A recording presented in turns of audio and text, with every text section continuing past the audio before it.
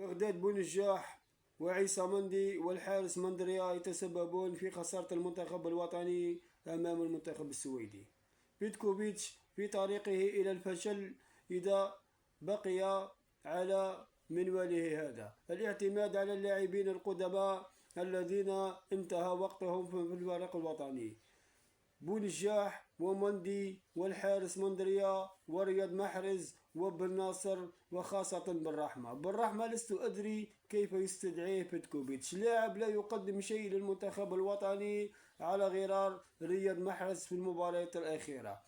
المنتخب الوطني إلى المجهول، حقيقة ستكون صعبة على بيتكوفيتش أن يواصل بهؤلاء اللاعبين فشلوا مع بالماضي وأدوا إلى استقالة بالماضي استقال بسبب هؤلاء اللاعبين الذي كبروا في السن والأداء كذلك. اللاعبون لا يقدمون شيء للمنتخب الوطني ويتسببون في هزائم المنتخب الوطني.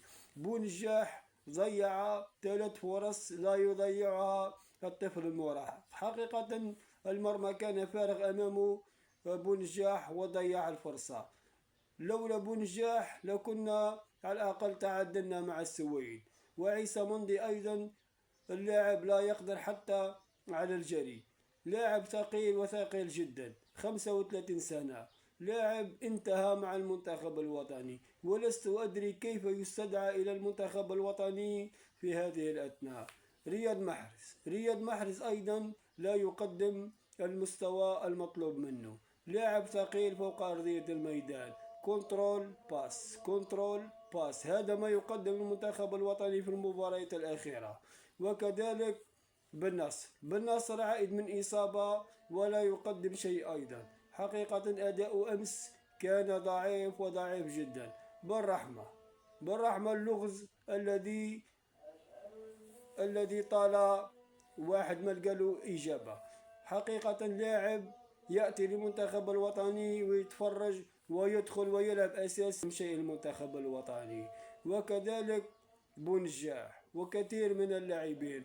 أرجو من بيتكوفيتش أن يغير من منهجيته. اللاعبين الشبان، عندنا لاعبين رائعين في البنك.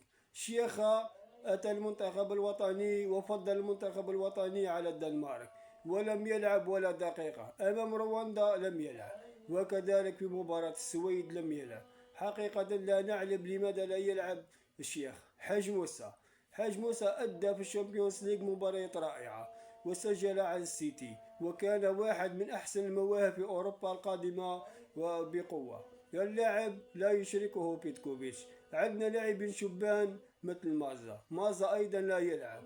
لا أدري ماذا يفكر بيتكوفيتش. إذا بقي بيتكوفيتش على هذا التفكير سوف لن يذهب بعيدا في كأس إفريقيا.